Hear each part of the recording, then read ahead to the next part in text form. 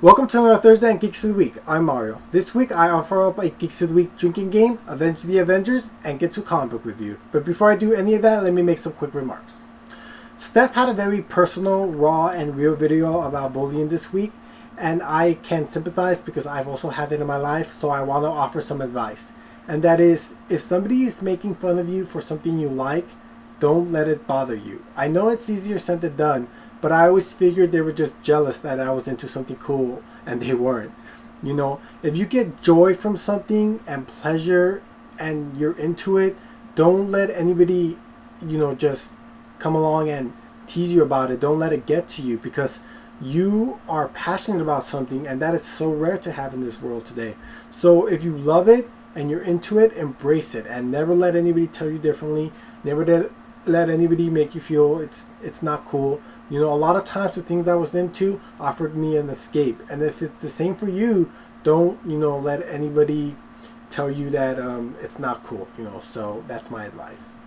And now with that said, I felt bad last week that I kept encouraging Nikki to drink. So I decided to start a Geeks of the Week drinking game. So here's the video on that. Welcome to the Geeks of the Week drinking game. I'm going to go to Anti-I-Chance, aka Steff's Tumbler page, and every time I see a picture of Tom Hiddleston, I'm going to take a shot. So here I go.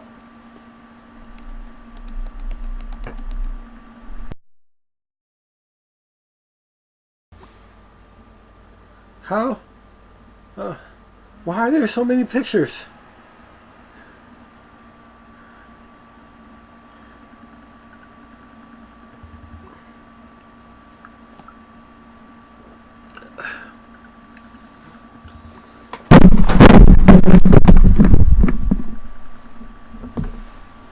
I am not exaggerating on that. Check out Steff's Tumbler page, link below. And now I avenge the Avengers. As I mentioned briefly in my last video, Avengers Earth's Mightiest Heroes on Disney XD was cancelled. What I read that they're going to do is they're going to release a new animated series starting next year, one that resembles the movie more.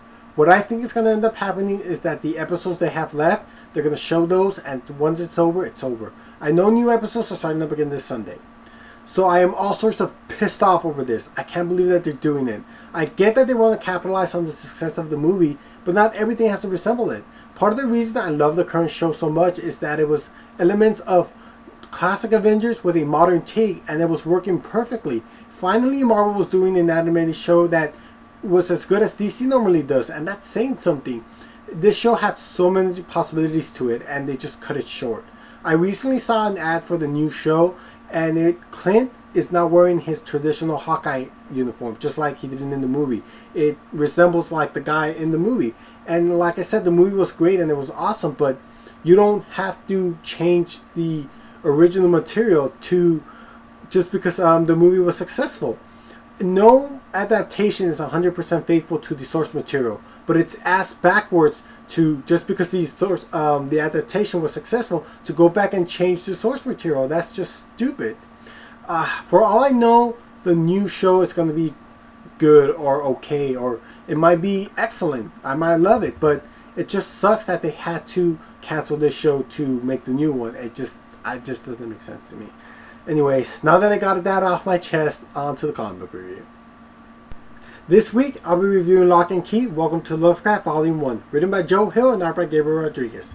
And this comic is about the Locke family, Tyler, Kinsey, and Bode, when a tragedy occurs in the family and they have to move back to their father's former hometown of Lovecraft, Massachusetts, into a house called Key House. By the way, if your house has a name, usually a bad sign. So as they're living there, they discover these keys with special powers to them, like the ghost key, in which if you use at a particular door and step through it, your spirit leaves your body and you could travel as a ghost. Or the head key, in which you could use to open up your head and take out or insert memories. So they're coping with moving into a new town, discovering these strange new keys, and dealing with the tragedy that recently occurred in the family when the threat from the past comes back to haunt them. You'll be riveted from the opening page. Joe Hill does an excellent job hooking you into the story right away.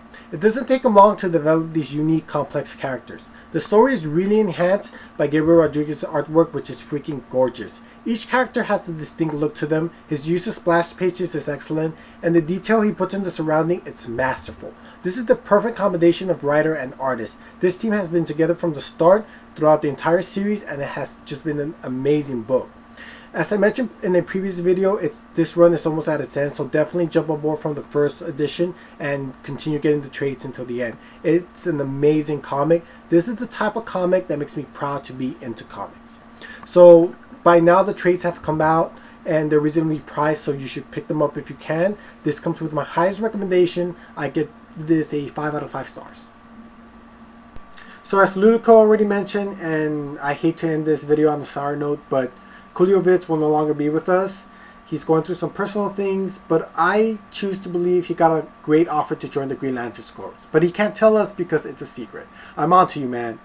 Anyways, you were a cool little dude. We're going to miss you. Write us, keep in touch. You know, we'll see you when we see you, and you will definitely be missed there. Anyways, comment, subscribe, check out the other Geeks of the Week. I will be back next week for sure. Remember, once a geek, always a geek, man. Green Lantern's light.